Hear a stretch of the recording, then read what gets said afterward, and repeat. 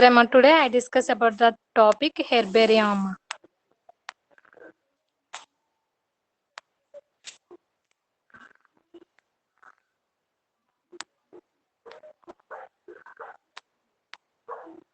ఓకేనమ్మా, హెర్బేరియం అసలే హెర్బేరియం అంటే ఏంటి, ఫస్ట్ దాని ఇంట్రడక్షన్, అలాగే హెర్బేరియం యొక్క ఉపయోగాలు, అలాగే హెర్బేరియం అంటే భారతదేశంలో ప్రధానమైన హెర్బేరియంలు ఎక్కడున్నాయి, అలాగే హెర్బేరియం షీట్లు ఎలా తయారు చేస్తారు, ఆ తయారు చేసే విధానం గురించి ఈరోజు క్లాస్లో నేర్చుకుందాం. ఓకేనా, ఫస్ట్ హెర్బేరియం యొక్క ఇంట్రడక్షన్.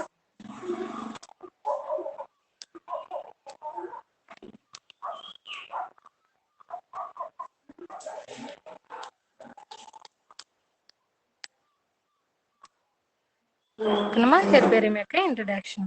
హెర్బేరియం అంటే దీని ఇంట్రడక్షన్ ఏంటంటే, బ్లాటింగ్ కాగితాల మధ్య, ఓకేనా, బ్లాటింగ్ కాగితాల మధ్య ప్రెస్ చేసి తడి లేకుండా ఆరబెట్టి నిర్ణీత ప్రమాణం గల అట్టలపై అంటించిన మొక్కల నమూనాలను హెర్బేరియం అంటారు.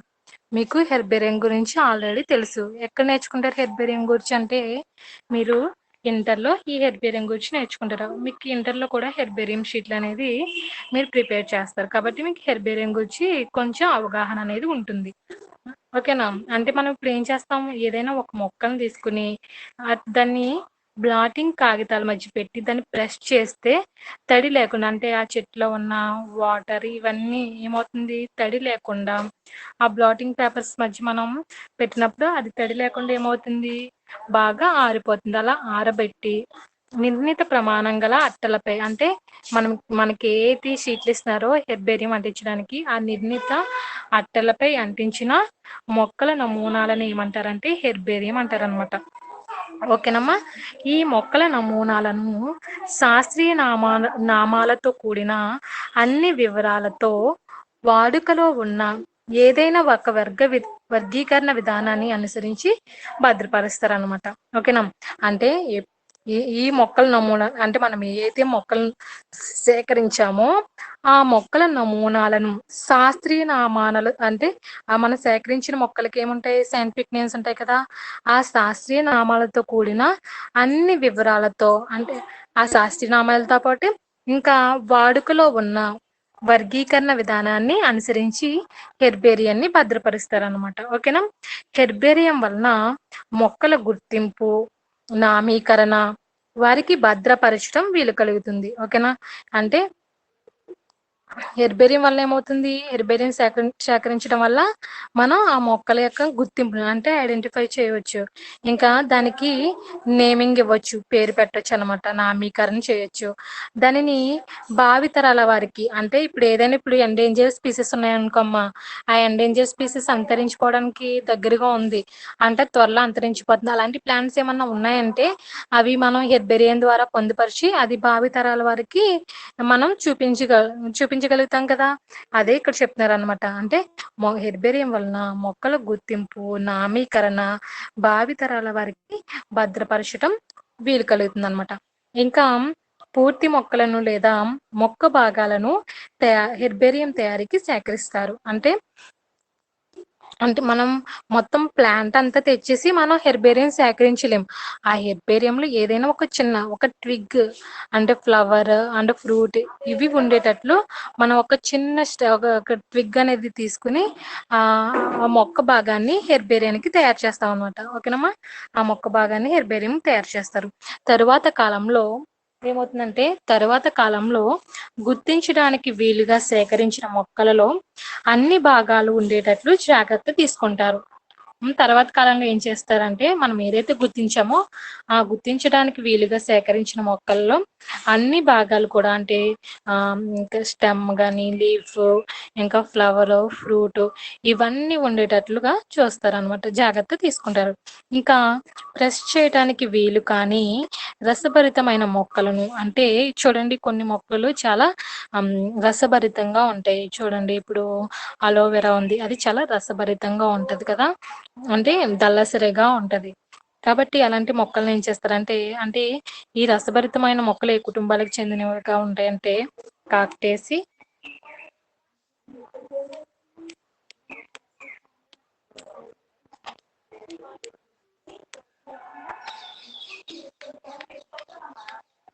లిలియేసి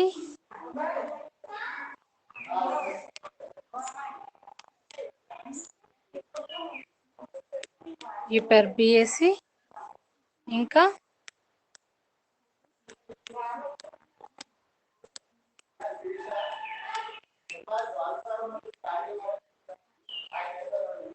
ఓకేనా. ఆస్క్లిపియడేసి ద్రావణం సీసాలలో నిల్వ చేస్తారనమాట. అంటే ఈ రసభరితమైన మొక్కల్ని కాక్టేసి, లిలియేసి, యూపర్బియేసి ఇంకా ఆస్క్లిపియడేసి ఈ మొక్కల్ని ఏం చేస్తారంటే సీసాలలో కొంత ద్రావణాన్ని వేసి ఈ మొక్కలను అంటే ఈ రసభరిత మొక్కల్ని ఆ ద్రావణంలో నిల్వ చేస్తారనమాట. దీని కొరకు అంటే ఈ ద్రావణం కొరకు ఏం తీసుకుంటారంటే ఈ రసభరితమైన మొక్కలను భద్రపరచడానికి ఏ ద్రావణాన్ని తీసుకుంటారంటే 2%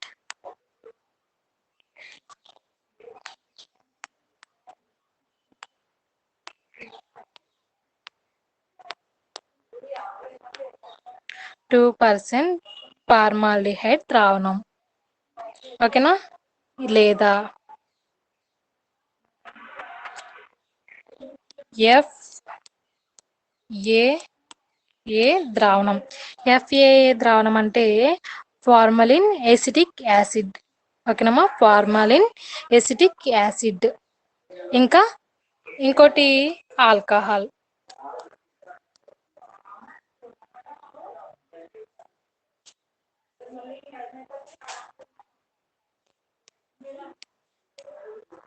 ఆల్కహాల్.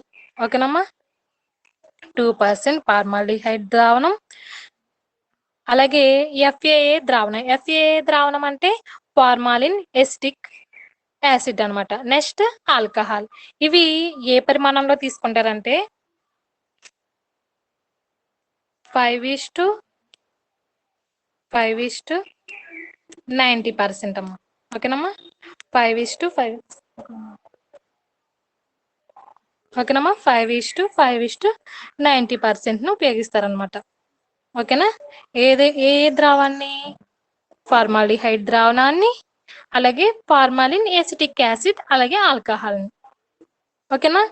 అలాగే పెద్ద పరిమాణంలో ఉండే మొక్క భాగాలను అనగా కోనిఫెర్ మొక్కల సంకులను. ఓకేనమ్మా, కోనిఫెర్ అంటే మీకు మొన్న కొన్ని సంకులు చూపించాను కదా, మేల్ కోన్స్, ఫీమేల్ కోన్స్. ఎందులో చూపించానమ్మా? కోన్స్.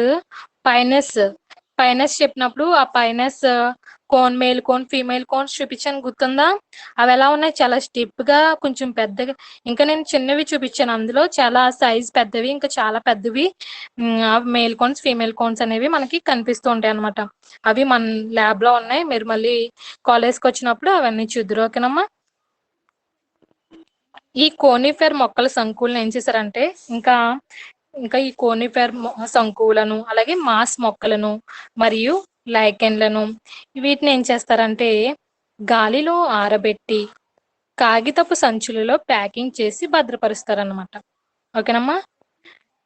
లైకెన్లను, అలాగే ఈ కోనిఫెర్ మొక్కల సంకులను, అలాగే లైకెన్లను వీటిని అన్నిటిని కూడా గాలిలో ఆరబెట్టి కాగితపు సంచులలో ప్యాకింగ్ చేసి భద్రపరుస్తారనమాట. ఓకేనా. నెక్స్ట్ అమ్మాయిలు వాయిస్ వినిపిస్తుంది కదా? అర్థమవుతుందా? నేను చెప్పేది అర్థమవుతుందమ్మా? ఓకేనా. నెక్స్ట్ ఆరబెట్టిన మొక్కల నమూనాలు గల గిడ్డంగిని అంటే ఏ మొక్కలను అయితే మనం ఆరబెడుతున్నామో ఆ ఆరబెట్టిన మొక్కల నమూనాలు గల గిడ్డంగిని ఏమంటారంటే హెర్బేరియం అని స్థూలంగా నిర్వచించవచ్చు అనమాట. ఇలా ఆరబెట్టిన మొక్కల నమూనాలను గల గిడ్డంగిని హెర్బేరియం అని స్థూలంగా నిర్వచించవచ్చును. దీని వలన మొక్కలకు సంబంధించిన విలువైన సమాచారం భవిష్యత్ తరాల వారికి అందుతుంది అనమాట. ఓకేనమ్మా. ఈ హెర్బేరియం తయారు చేయడం వల్ల ఏమవుతుంది? మొక్కలకు సంబంధించిన విలువైన సమాచారం అది భవిష్యత్ తరాలకి అందుతుంది అనమాట. హెర్బేరియం షీట్లు తయారీని మొదటిసారిగా లూకా గీని అనే సైంటిస్ట్ ప్రారంభించాడు అనమాట.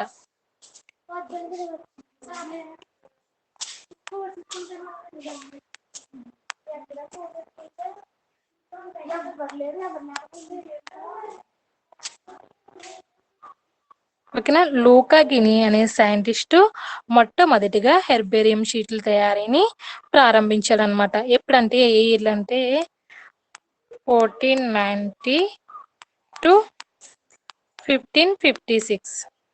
ఓకేనమ్మా. నెక్స్ట్ ఇతనే ఏం చేశాడంటే మళ్ళీ ఇతనే 1544లో 1544లో ఏం చేశాడంటే ఇటలీలోని పీసా బొటానికల్ గార్డెన్ ను అభివృద్ధి చేశాడనమాట. ఓకేనమ్మా, ఈయన ఇటలీలోని పీసా బొటానికల్ గార్డెన్ ను అభివృద్ధి పరిచాడు. తర్వాత ఈ అభివృద్ధి పరిచిన తర్వాత ఈయన శిష్యులు ఏం చేశారంటే ఇతని శిష్యులు హెర్బేరియం తయారు చేసే విధానంను ప్రపంచవ్యాప్తంగా వ్యాప్తి చేశారనమాట. ఓకేనా, ఈ లోకా గీన్ యొక్క శిష్యులు ఏం చేశారంటే ఈ హెర్బేరియం తయారు చేసే విధానాన్ని ప్రపంచవ్యాప్తంగా వ్యాప్తి చేశారనమాట. ఓకేనమ్మా. నెక్స్ట్ వీరు తయారు చేసిన హెర్బేరియం షీట్లను పేర్చి ఒక పుస్తకం వలె కుట్టేశారనమాట. ఓకేనా, వీరు అంటే సేకరించి ఆరబెట్టి అమ్మ ఎవరో మ్యూట్ లో పెట్టండి అమ్మ. ఓకేనా, వీరు తయారు చేసిన హెర్బేరియం షీట్లన్నీ పేర్చి ఏం చేశారంటే ఒక పుస్తకం వలె కుట్టేశారనమాట. కుట్టేసిన తర్వాత కుట్టేశారు. నెక్స్ట్ కానీ లినేయస్ అనే సైంటిస్ట్ ఏం చేశాడంటే హెర్బేరియం తయారీకి విడి అట్టలను ఉపయోగించాడు అనమాట. లినేయస్ అనే సైంటిస్ట్ హెర్బేరియం తయారీకి విడి అట్టలను ఉపయోగించాడు.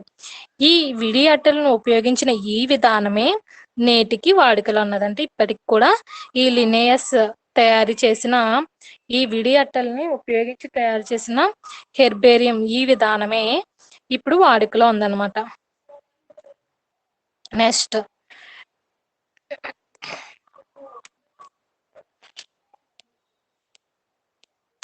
Turn fort.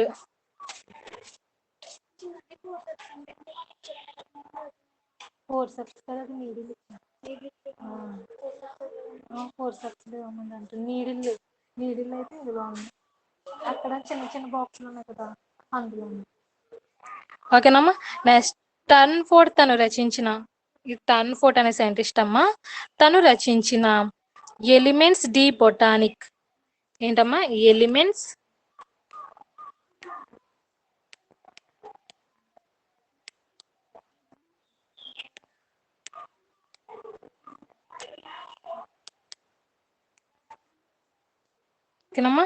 Elements D botanic అనే గ్రంథంలో మొదటిసారిగా హెర్బేరియం అనే పదాన్ని ఉపయోగించాడు అనమాట. ఎవరు? టర్న్ ఫోర్ట్ అనే సైంటిస్టు తను రచించిన ఎలిమెంట్స్ డి బొటానిక్ అనే గ్రంథంలో మొదటిసారిగా హెర్బేరియం అనే పదాన్ని ఉపయోగించాడు అనమాట. ఇది హెర్బేరియం యొక్క ఇంట్రడక్షన్. చూడండి, ఫస్ట్ ఏం చెప్పాను హెర్బేరియం ఇంట్రడక్షన్ లో? బ్లాటింగ్ కాగితాల మధ్య ప్రెస్ చేసి తడి లేకుండా ఆరబెట్టి నిర్ణీత ప్రమాణం గల అట్టలపై అంటించిన మొక్కల నమూనాలనే హెర్బేరియం అంటారని చెప్పాను. ఓకేనా, అది మెయిన్ గా గుర్తు పెట్టుకోవాల్సిన పాయింట్ అన్నమాట. ఓకేనా, ఇంక ఈ మొక్కల నమూనాలను శాస్త్రీయ నామాలతో కూడిన అన్ని వివరాలతో ఏదైనా వాడుకలో ఉన్న వర్గీకరణ విధానాన్ని అనుసరించి భద్రపరుస్తారని చెప్పాను. ఓకేనా, ఇలా హెర్బేరియం సేకరించి ఆ మొక్కలు సేకరించడం వల్ల ఏమవుతుందంటే మొక్కలకి గుర్తింపు, అలాగే నామీకరణ, అలాగే ఈ మొక్కలను మనం భావితరాలకి భద్రపరచడం ఇలా చేయడం వల్ల భావితరాల వారికి మనం ఆ ప్లాంట్స్ అనేది చూపించవచ్చు. ఓకేనమ్మా, అర్థమైంది కదా. నెక్స్ట్ ఇప్పుడు హెర్బేరియం యొక్క ఉపయోగాలు.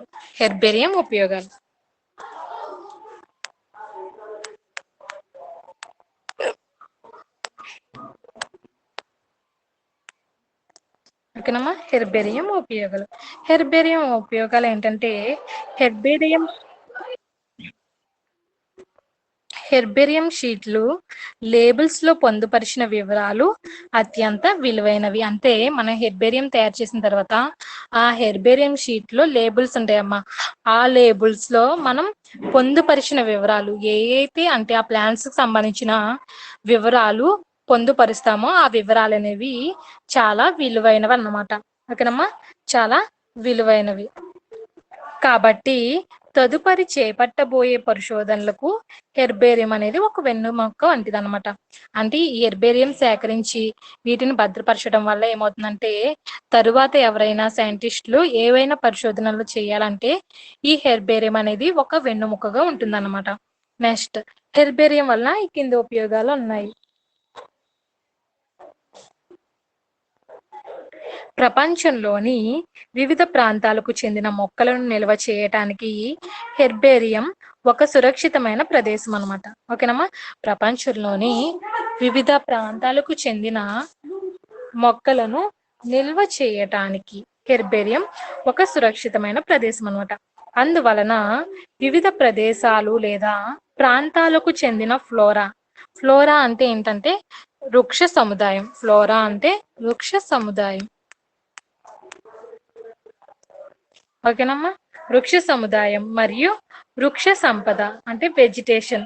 ఫ్లోరా అంటే వృక్ష సముదాయం, వెజిటేషన్ అంటే వృక్ష సంపదలను అధ్యయనం చేయటానికి మౌలికమైన సమాచారాన్ని హెర్బేరియం నుండి పొందవచ్చు. ఓకేనమ్మా, అంటే మనం ఏదైనా వృక్ష సముదాయం గురించి లేదా వృక్ష సంపద గురించి వాటి గురించి అధ్యయనం చేయటానికి ఈ హెర్బేరియం అనేది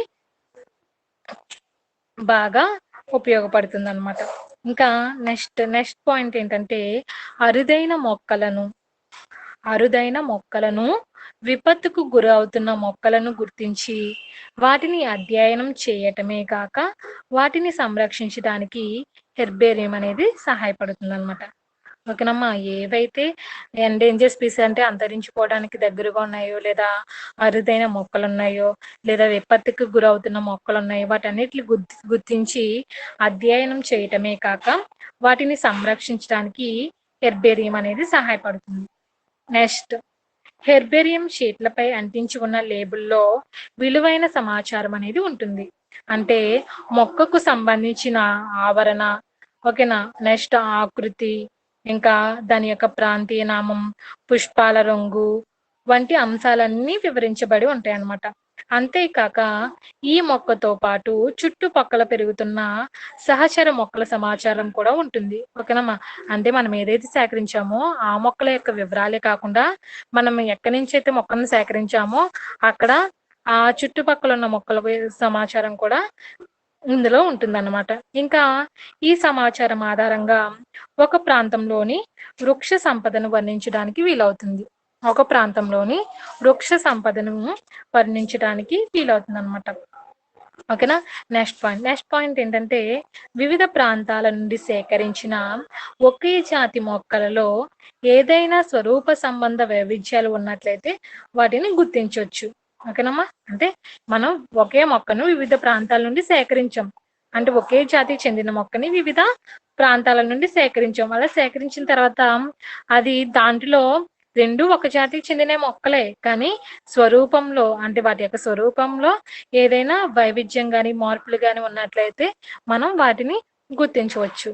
నెక్స్ట్, అంతేకాక వాటి భూగోళిక వ్యాప్తి మరియు వాటిని అధ్యయనాలకు హెర్బేరియం అనేది అంటే తోడ్పడుతుంది. అంటే భూగోళిక వ్యాప్తికే కాకుండా ఈ హెర్బేరియం ఎందుకు ఉపయోగపడుతుంది అంటే వాటిని అంటే మెడిసినల్ ప్లాంట్స్ యొక్క అధ్యయనాలకు కూడా ఈ హెర్బేరియం అనేది తోడ్పడుతుంది అనమాట. ఇది నెక్స్ట్ పాయింట్ ఏంటంటే ఒక కుటుంబం లేదా ప్రజాతుల మీద ఒక మోనోగ్రాఫ్ ను రచించడానికి వివిధ హెర్బేరియం నుండి సహకారం అందుతుంది అనమాట. ఓకేనమ్మా, ఒక కుటుంబం లేదా ప్రజాతి, ఈ ప్రజాతుల మీద ఒక మోనోగ్రాఫ్ ను రచించడానికి వివిధ హెర్బేరియం నుండి సహకారం అనేది అందుతుంది అనమాట. నెక్స్ట్, ప్రపంచంలోని మొక్కల సముదాయం అంటే వరల్డ్ ఫ్లోరాను వర్గీకరించడానికి వివిధ హెర్బేరియంలోని మొక్కల నమూనాలు అనేవి తోడ్పడతాయి అన్నమాట. ఓకేనమ్మా, ప్రపంచంలోని మొక్కల సముదాయం వర్గీకరించడానికి వివిధ హెర్బేరియంలోని మొక్కల నమూనాలు అనేవి తోడ్పడతాయి. ఓకేనమ్మా. నెక్స్ట్ పాయింట్ ఏంటంటే, ఒక పేరొందిన హెర్బేరియంలో ఉండే మొక్కలు సరిగా గుర్తింపబడిన శాస్త్రీయ నామాలతో ఉంటాయి అన్నమాట. ఓకేనా. బాగా పేరొందిన హెర్బేరియంలో ఉండే మొక్కలు సరిగా గుర్తింపబడిన శాస్త్రీయ నామాలతో ఉంటాయి అన్నమాట. అందువలన ఏదైనా ప్రాంతంలో గల ఒక మొక్కను గుర్తించడానికి ఈ హెర్బేరియం సహాయం తీసుకొనవచ్చు అనమాట. ఏదైనా ప్రాంతంలో గల మొక్కను గుర్తించడానికి ఈ హెర్బేరియం యొక్క సహాయాన్ని తీసుకోవచ్చు. ఇంకా మొక్కల వివిధ పెరుగుదల దశలను సేకరించి హెర్బేరియంను తయారు చేస్తారు. మొక్కల్లో వివిధ పెరుగుదల దశలు అంటే ఫస్ట్ చిన్న స్టెమ్, తర్వాత ఫ్లవరింగ్ వచ్చినప్పుడు, తర్వాత ఫ్రూట్ వచ్చినప్పుడు, తర్వాత ఇలా సీడ్ కింద మారుతున్నప్పుడు, ఈ విధంగా వచ్చినప్పుడు అంటే వివిధ పెరుగుదల దశల్లో సేకరించిన హెర్బేరియం కూడా తయారు చేస్తారనమాట. అందువల్ల పుష్పించే కాలము, ఫలాల పక్వ స్థితికి చేరే కాలము, ఆకు రాల్చు కాలం వంటి విషయాలు అనేవి తెలుస్తాయి అనమాట. అంటే అవి ఎప్పుడు పుష్పిస్తాయి, ఎప్పుడు పక్వ స్థితికి వస్తాయి, అలాగే ఎప్పుడు ఆకులు రాలుస్తాయి అనే విషయాలను మనం తెలుసుకోవచ్చు అనమాట హెర్బేరియం ద్వారా. ఓకేనమ్మా. నెక్స్ట్ ఏంటంటే టాక్సానమీ, ఫార్మకాలజీ, ఇకాలజీ, ఇంకా అగ్రికల్చర్, వ్యవసాయం వంటి విభాగాలలో వృక్ష శాస్త్రవేత్తలు పరిశోధనలు చేయడానికి హెర్బేరియం స్పెసిమెన్లు ఉపయోగపడతాయి. ఓకేనమ్మా. పరిశోధనలు చేయడానికి అంటే టాక్సానమీలో కానీ, ఫార్మకాలజీలో కానీ, ఇంకా ఇకాలజీ, ఇంకా అగ్రికల్చర్, ఇవన్నీ విభాగాల్లో కూడా పరిశోధన చేయడానికి ఈ హెర్బేరియం సంబంధించిన స్పెసిమెన్స్ అనేవి ఉపయోగపడతాయి అన్నమాట. ఇది హెర్బేరియం యొక్క ఉపయోగాలు.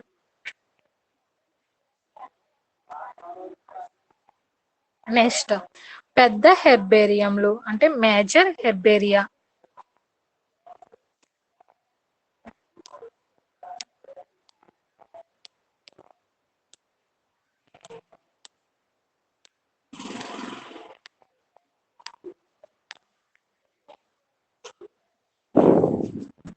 పెద్ద హెర్బేరియంలు గత 400 సంవత్సరాల కాలంలో ప్రపంచవ్యాప్తంగా వివిధ ప్రదేశాలలో అధిక సంఖ్యలో హెర్బేరియంలు స్థాపించబడి మొక్కలను భద్రపరుస్తున్నారనమాట.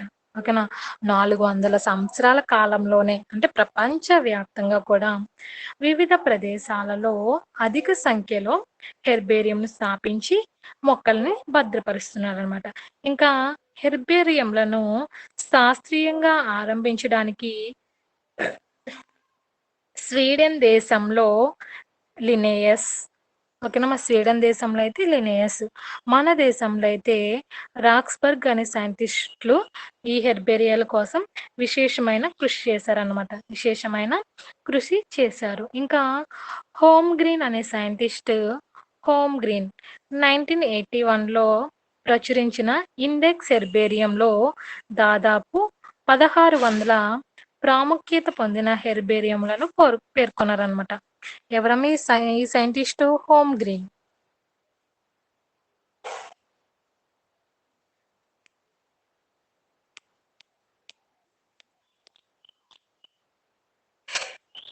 ఎన్ని మొక్కలు? 1600. ఓకేనా. ఈ హోమ్ గ్రీన్ 1981లో ఏం చేశాడు? ఆయన ప్రచురించిన ఇందులో ఇండెక్స్ హెర్బేరియంలో దాదాపు 1600 ప్రాముఖ్యత పొందిన హెర్బేరియంలను పేర్కొన్నారనమాట.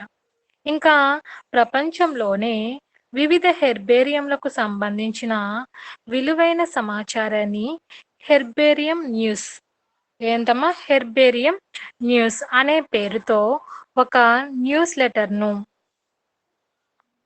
ఓకేనా,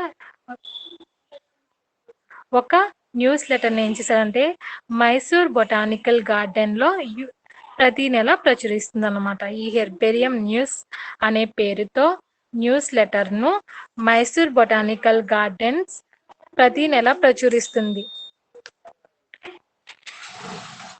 ఇప్పటి వరకు దాదాపు 250 మిలియన్ల జాతులకు సంబంధించిన హెర్బేరియం షీట్లను ప్రపంచవ్యాప్తంగా భద్రపరిచారనమాట. ఓకేనమ్మా. ఇప్పటి వరకు దాదాపు 250 మిలియన్ జాతులకు సంబంధించిన హెర్బేరియం షీట్లను ప్రపంచవ్యాప్తంగా భద్రపరిచారు. ఇంకా ప్రపంచంలోనే ప్రధానమైన హెర్బేరియంలు ఎక్కడున్నాయి? నెక్స్ట్ ఓకేనమ్మా, ప్రపంచంలోనే ప్రధానమైన హెర్బేరియంలు సైడ్ హెడ్డింగ్.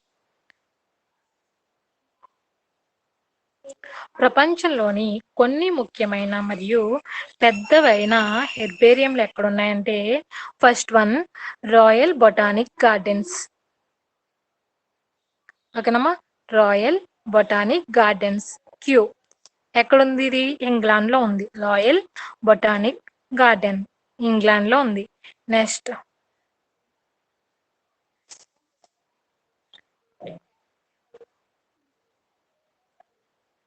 ఓకేనమ్మా, రాసుకున్నారు కదా, royal botanic garden Kew England. Next second one ఏంటంటే museum of natural history. Museum of natural history ఎక్కడుందంటే ఇది Paris, France. Paris, France. Next third one Komarov botanical institute. Komarov botanical institute ఇది ఎక్కడుందంటే Leningrad and Russia. Leningrad, Russia.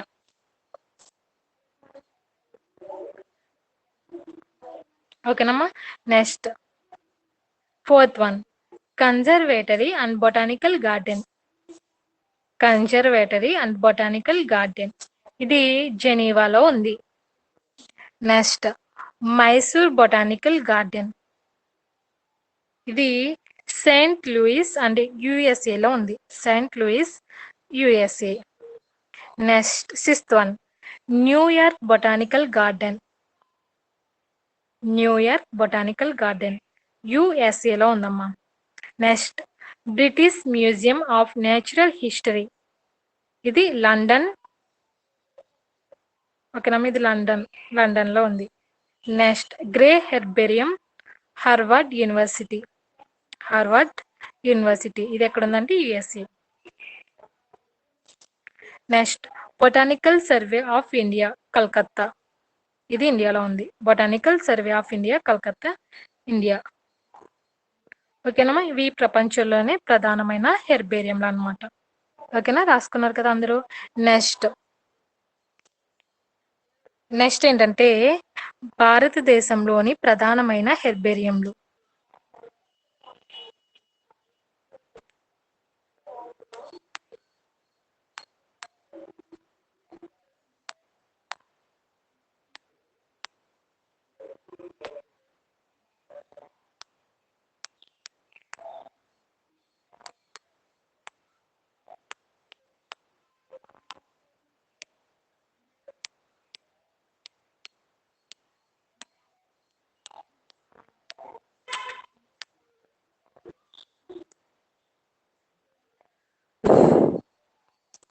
ఓకేనమ్మా, భారతదేశంలోని ప్రధానమైన herbarium.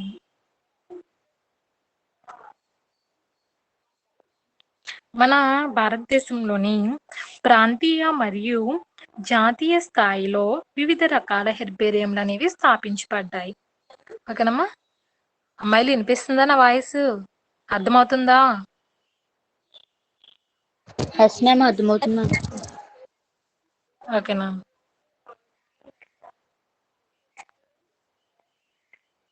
Next first one ఈ భారతదేశంలో ప్రధానమైన హెర్బేరియం ఫస్ట్ వన్ ఏంటంటే central national herbarium botanical survey of India, Calcutta.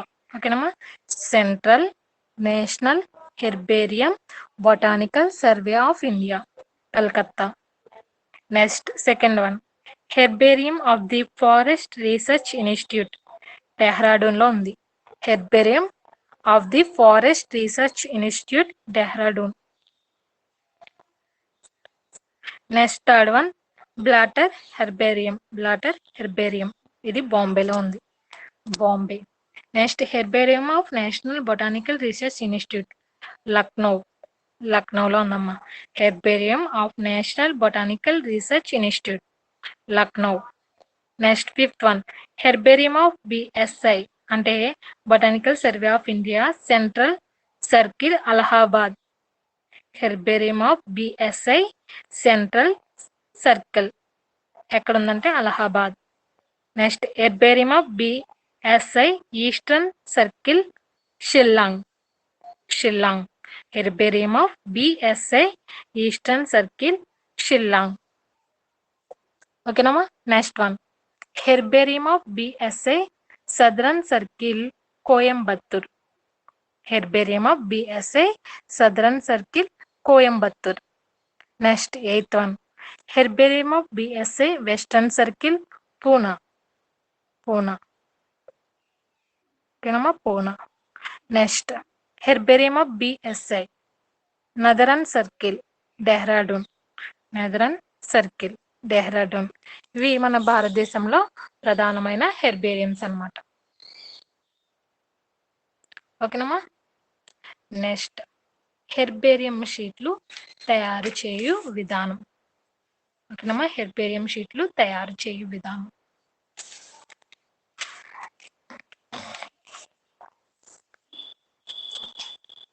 Herbarium షీట్లు తయారీ హెర్బేరియం షీట్లు తయారీ మరియు భద్రపరచటంలో ఈ క్రింది అంశాలు అనేవి ఉంటాయి. అంటే హెర్బేరియం షీట్లని ఎన్ని విధాలుగా తయారు చేస్తారంటే ఫస్ట్ వన్ పనిముట్లు మరియు సరంజామ. పనిముట్లు మరియు సరంజామ.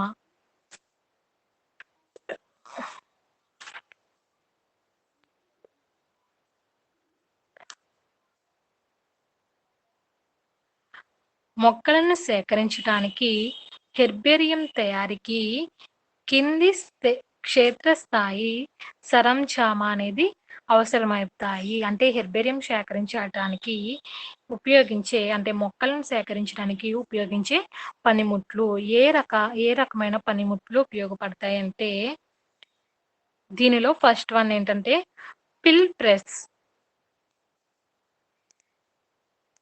చూడండి ఫస్ట్ ఏం చెప్పుకున్నాం ఇప్పుడు హెర్బేరియం షీట్లు తయారు చేసే విధానం.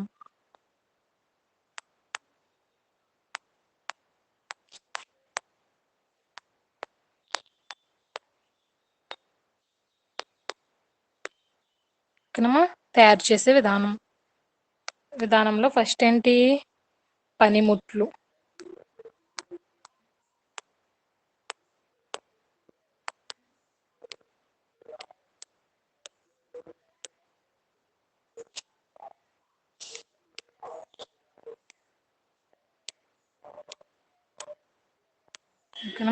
ఫస్ట్ వన్ పనిముట్లు మరియు సరంజామ అంటే మొక్కలను సేకరించడానికి హెర్బేరియం తయారీకి కింది క్షేత్రస్థాయి సరంజామ అనేది అవసరమవుతాయి. అవి ఏంటంటే ఫస్ట్ వన్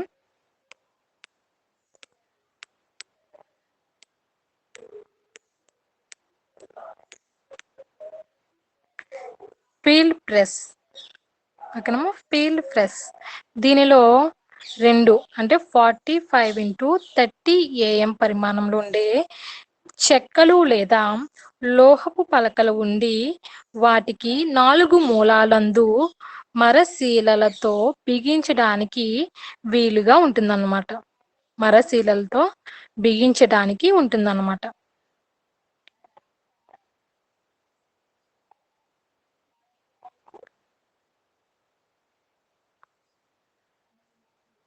మీకు ఆ ఇమేజెస్ చూపిస్తానమ్మా.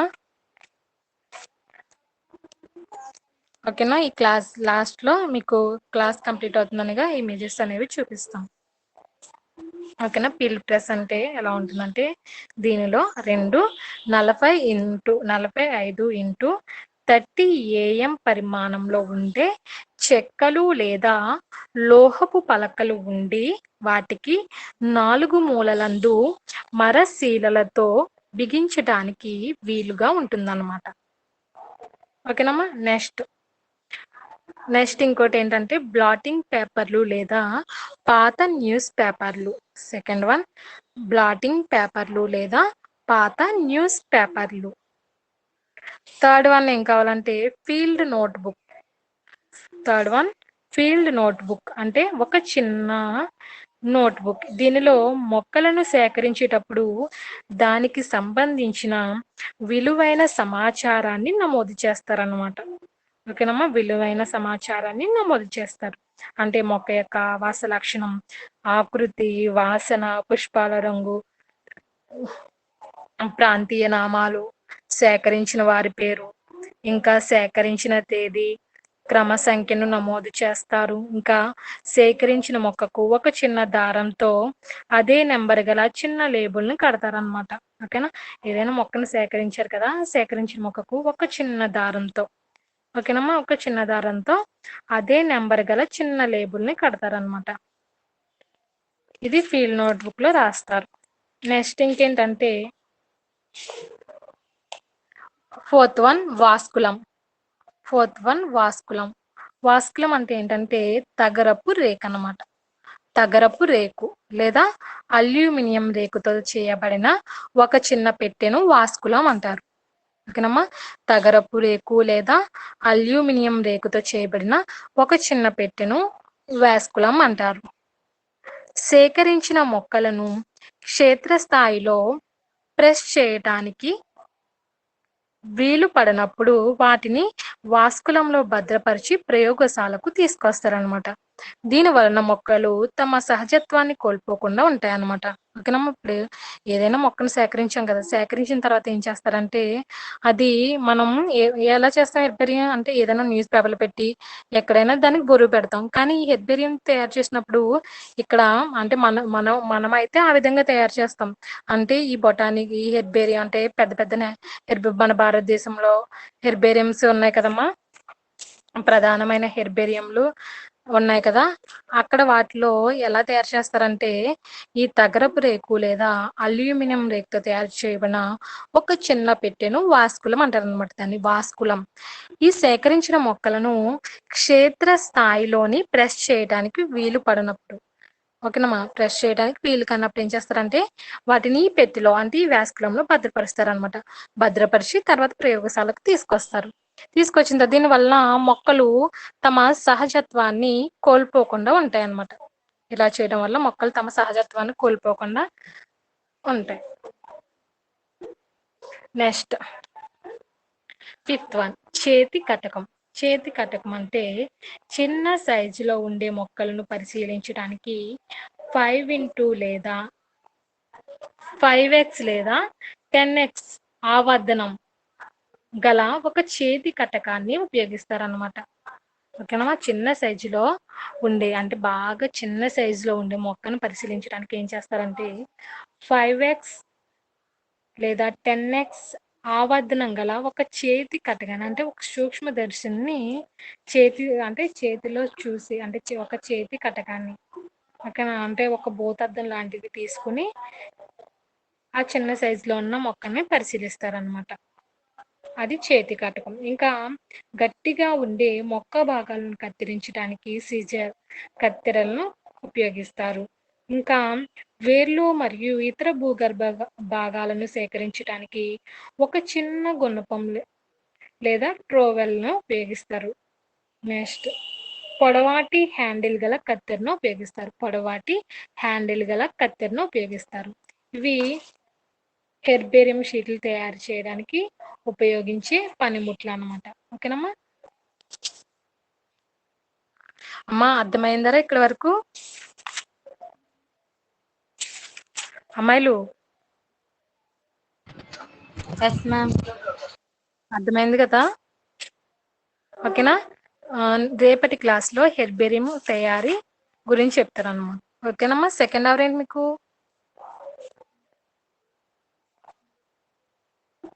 అమ్మ నెక్స్ట్ అవర్ ఏంట్రా? తెలీదు మేడం, ఇంగ్లీష్ పెడతారేమో అనుకుంటున్నాను. ఓకేనమ్మా, నెక్స్ట్ క్లాస్ కి అటెండ్ అవ్వండి. ఓకేనా, ఈ క్లాస్ అనేది కంప్లీట్ అయిపోయింది బాటనీ. ఓకేనా, దీనికి కంటిన్యూషన్ రేపటి క్లాస్ లో చెప్తానమ్మా. ఓకేనా, ఎగ్జిట్ అయిపోయినరా. Okay ma'am. Yes ma'am.